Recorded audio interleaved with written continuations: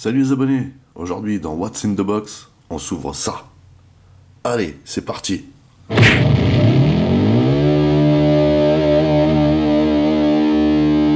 Salut les abonnés, ça fait super plaisir de vous retrouver. Bienvenue dans un What's in the Box consacré aujourd'hui à Dune Imperium Insurrection. Alors du Dune Imperium, on en a fait pas mal. Il ne s'agit pas ici d'une extension, il s'agit ici d'une suite. Voilà, donc on reprend les mécaniques de Dune Imperium, on étend le jeu à 6 joueurs et on mise beaucoup plus sur les combats. Pourquoi pas. Donc vous voyez, comme d'habitude, les illustrations sont juste magnifiques. Bien sûr, Dune Imperium ici écrit en grand, Insurrection juste en dessous, pour bien faire la différence avec le Dune Imperium basique. Toujours Direwolf, toujours un jeu de Paul Dennen et toujours Legendary, titulaire je pense de la licence. Avant de regarder en détail la boîte, on va tout d'abord enlever le cello.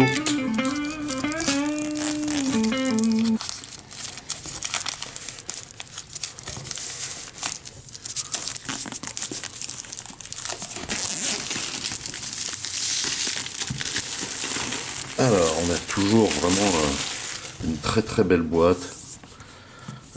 Vraiment, la matière est excellente. Sur les côtés, on retrouve 4 fois la même chose.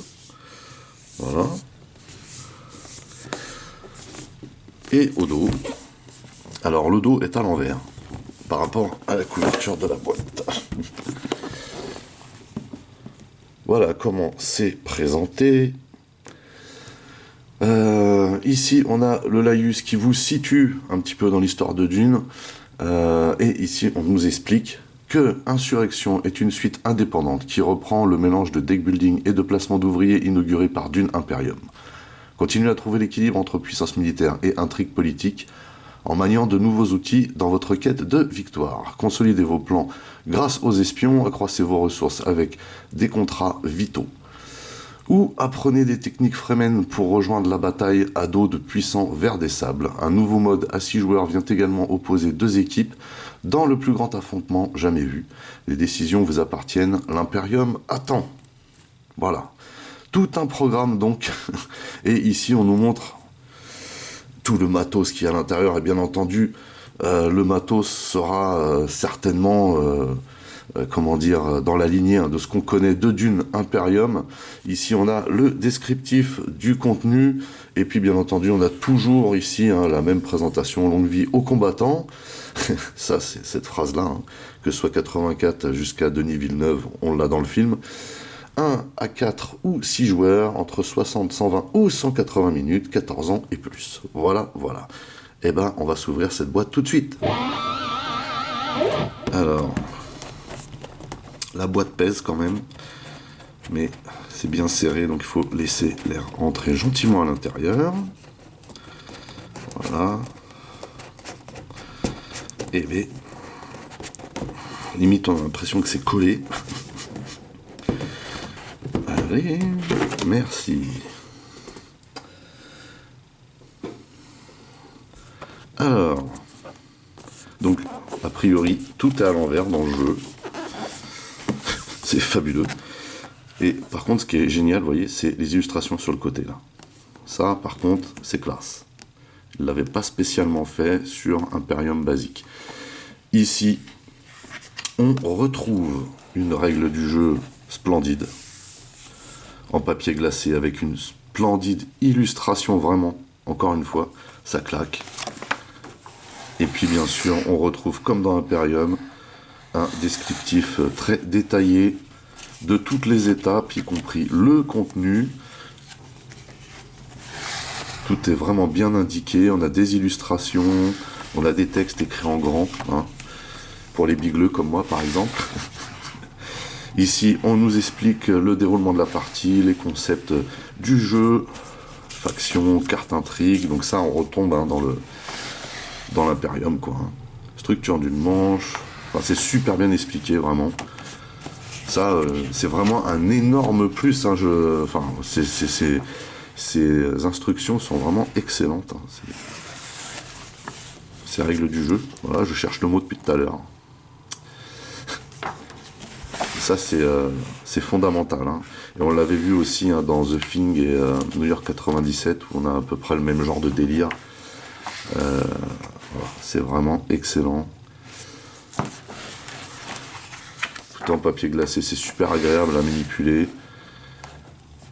C'est super agréable à lire aussi. Avec toutes ces illustrations. Alors ici, ils nous disent hein, qu'on peut le combiner avec d'autres produits Dune Imperium. Alors moi perso, les extensions Dune Imperium, c'est pour Dune Imperium, parce que là j'ai vu qu'ils allaient sortir des extensions pour Insurrection. Donc voilà, c'est tout. Mais en tout cas, on nous dit qu'on peut ajouter ces extensions et combiner même avec Dune Imperium basique. Pourquoi pas après dans ces cas-là, pourquoi sortir une boîte aussi grosse et aussi chère aussi? Parce que franchement, elle n'est pas donnée.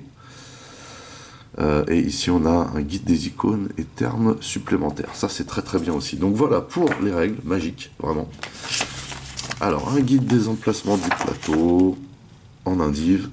Ça, c'est bien. C'est très très bien, ça.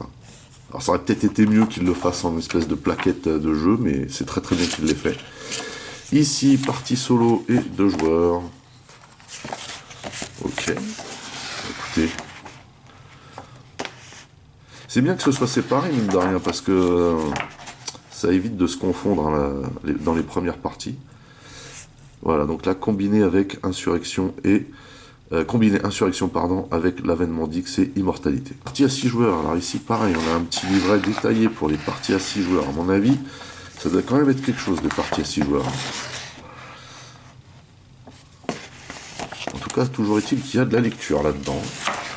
Et encore une fois, on intègre. Vous voyez, on nous le dit encore. Hein. Donc là, on a tous les détails. Et guide des emplacements du plateau 6 joueurs. Vous allez voir des variantes. Donc voilà, pour tout ce qui est notice, et il y en a, hein, franchement. Enfin, notice, règle du jeu, bien sûr. Alors, ici, on a quoi? On a une plaquette, empereur. Donc là, maison Corino. Très joli, très qualitatif. Ici, on a les Fremen. Alors, j'imagine que ça, c'est quand on est à 6, hein. Certainement à rajouter, ou alors le mode équipe. Parce que sinon, je vois pas trop l'intérêt, vu qu'il y a déjà un plateau de jeu conséquent. Alors ici, on a les premiers tokens. Et comme à l'accoutumée, ils sont juste magnifiques. Terrible. Juste pour vous montrer la qualité. Voilà, déjà, ça se dépunch tout seul. Et vous voyez, on a de la très très bonne cartonnerie, bien compressée. Excellentissime. Et on a encore une deuxième planche au dépunchage. Avec ici encore des lieux. Donc il semblerait qu'on puisse placer les lieux différemment, ou peut-être en fonction des parties qu'on fait. On a toujours ici le jeton premier joueur. C'est pas mal. On a beaucoup de lieux ici, et puis on retrouve hein, les 4 couleurs majeures. Et ici, voilà, ça c'est les maisons. Très très joli. Et voici donc le plateau de jeu. Le plateau de jeu, même format hein, que sur Imperium basique. Alors ici on a la première face hein, du plateau, je sais pas, face A, face B. Je vois pas d'indication là-dessus, bref, ça n'a pas d'importance. Ici on a toujours des échelles de progression, hein. On retrouve les mêmes échelles que sur Dune Imperium. Ici également, ici on retrouve des lieux. Comme on a vu avec les planches de dépunchage, à mon avis, on a pas mal de shift à faire avec les lieux. Ici, on a un monde périphérique, voilà. Bene Gesserit, guilde spatiale, grande maison. Donc là, elles sont plusieurs. Ok. Ici, on a toujours le Landsrad et toujours le Chaume. Voilà. Donc, il n'y a pas beaucoup de changements hein, sur la configuration initiale du plateau, telle qu'on la connaît déjà. Alors j'imagine que la phase qu'on vient de voir en fait est celle pour 6 joueurs, enfin je pense, puisqu'ici on retrouve vraiment la config Imperium avec les Fremen, les Bene Gesserit, la guilde spatiale, l'empereur. Voilà. Ici on retrouve également les lieux, hein, Pareil, à mon avis qu'on doit pouvoir shifter. Et toujours les échelles de progression. Ici, la zone de conflit, ce que j'ai pas dénoté de l'autre côté, mais c'est la même chose. Et là, vous voyez ici, encore une fois là-haut, le conseil du Landsraad et le chaume. Voilà, donc il n'y a pas beaucoup de changements en termes de plateau. Mais après, bon voilà, hein, je pense que c'est vraiment dans le déroulé et dans le contenu même du jeu qu'on doit avoir pas mal d'évolutions. Et encore plein de matos pour changer. On retrouve l'eau ici. Alors ici, ce sont les ouvriers. Couleur bleue, couleur verte. Ici, on retrouve les mantas. Je pense que ça doit être ça. Ou alors peut-être d'autres personnages, mais on dirait... Ah, ou peut-être les agents. Peut-être des agents aussi. Plutôt d'ailleurs. Ici, on a des cubes spécifiques. Ok. Donc que du bois ici. Hein. Ici, on a des petits pions en forme de rouleau. Certainement pour des échelles de progression. Ici, on a des gros. Pareil, pour des échelles de progression, ça fait aucun doute. Ici, on a les ouvriers pour la couleur jaune et rouge. Donc, on retrouve vraiment les trucs en bois. Alors, quand ils nous disent figurines de verre, voilà. Voilà. Donc, ça reste du bois. Voilà. Pourquoi pas. Ici, on a quoi? Bah, ici, on a les tisses. Voilà. Ici, on a la monnaie. Donc, vraiment, on retrouve vraiment de l'impérium, quoi. Ah, j'ai été médisant. Le fait de me taire. Et donc, on a ici, vous voyez, des figurines de verre. Qui sont, ma foi, pas dégueu. Hein. Plutôt stylé, j'aime bien. Ça fait classe. Un petit sachet de rangement. Et ici, on a les cartes personnages. On a toujours ici le petit icône, j'imagine, pour la difficulté.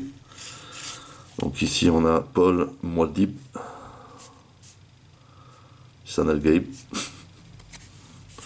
Alors bien entendu, au dos, on a un rappel, hein, début de manche, etc., etc. Ça, c'est cool. On a Fedroda, Harkonnen. Et on reconnaît bien les personnages du film de Villeneuve, sans aucun doute. Alors, Margot Fenring, pareil. Maison Fenring. Ok. Dame Amber Métuli, Maison Métuli. Je ne connais pas. Gurney. Ouh, excellent. Et on reconnaît bien ici hein, la tête de Josh Brolin. Vraiment génial. Dame Jessica, donc Jessica Ferguson. Hein. Excellent. Princesse Irulan, Maison Corino, bien entendu. Plus difficile a priori à jouer. Staban Tuek. Ça ne me parle pas, mais vu la couleur des yeux, certainement un Fremen. Et Christopher Walken, donc aka l'empereur. Hein. Padisha Shaddam 4. Et puis bien sûr pour finir, hein, il nous reste les cartes. Et vous voyez que... Alors là, niveau cartes, comment vous dire, il y en a un sacré paquet. Hein. Carte Imperium.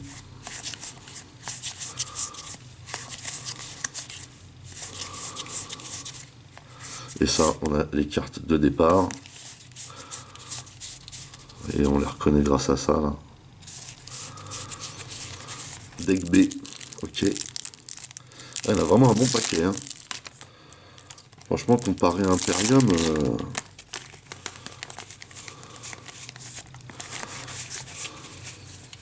L'épice doit couler, hein, bien entendu. Oh, les illustrations des cartes sont magnifiques. Regardez ici l'ornithoptère.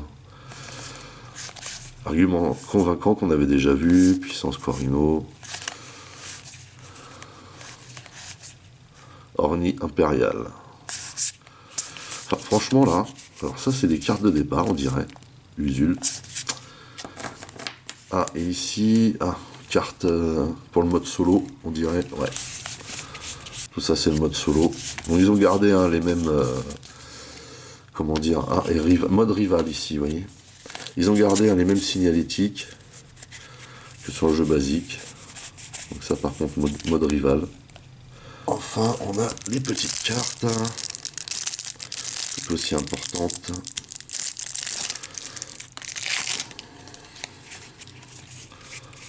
Et il y en a un bon petit paquet aussi.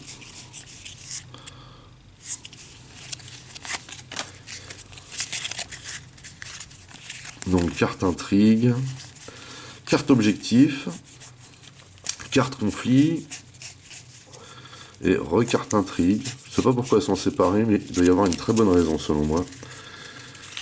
Elles doivent être indiquées différemment. Peut-être pour un autre mode de jeu. Voilà, bah écoutez, c'est terminé pour ce What's in the Box portant sur Dune Imperium Insurrection. Une suite tout à fait alléchante, mais qui reste dans la lignée de ce qu'on a déjà vu, de ce qu'on connaît déjà. Et à mon avis, c'est pas plus mal. En tout cas, ces modes de jeu, 6 joueurs, le fait qu'ils misent plus sur les batailles, le fait qu'ils aient changé de période, sont certainement des plus qui ont permis de faire évoluer cette mécanique de jeu. Mais après, on reste strictement dans le même univers, on reste strictement dans le même type de jeu, clairement. Par contre, le matos est toujours aussi excellent, toujours aussi beau. Les illustrations sont juste incroyables. Mais comme je le disais, si vous n'avez pas aimé l'œuvre de Villeneuve, ces illustrations peuvent peut-être vous poser problème. En tout cas, c'est encore une fois un très très beau jeu, une très très belle immersion dans le monde de Dune de Villeneuve. Bah oui, bah oui. Moi personnellement, voilà, je pense que ce jeu-là, alors moi j'ai 3 jeux Dune, j'ai celui-ci, donc bien étendu, puisque j'ai toutes les extensions. J'ai le Dune de Gale Force 9, qui est le Dune originel qui a été repris et un petit peu remanié pour que certaines phases soient plus accessibles. Et j'ai aussi le Dune Guerre pour Arrakis, jeu de plateau et de figurines, qui est purement un jeu de combat. Voilà. Donc tous ces jeux-là, il faudra que je vous fasse une démo à un moment donné. Mais j'ai vraiment trois types de jeux Dune différents et je suis bien content parce que moi je suis un fanat de Dune vraiment. C'est un univers que je kiffe, qui me passionne. Et c'est pour ça que je suis très heureux de vous faire profiter à chaque fois des déballages de ces boîtes de jeux de société qui sont tout à fait magnifiques. Voilà, sur ce, j'ai fini de raconter ma vie. N'oubliez pas d'aller rendre visite à mes partenaires dont le lien figure dans le descriptif de la vidéo. N'oubliez pas également que vous pouvez lâcher des commentaires. Merci de liker, merci de partager pour les nouveaux. N'oubliez surtout pas de vous abonner, c'est très important. Vous pouvez également checker toutes mes autres revues et playlists, et pourquoi pas ma playlist Dune Imperium. En attendant, je vous donne rendez-vous à très très vite. Portez-vous bien, et à la prochaine. Allez, bye bye.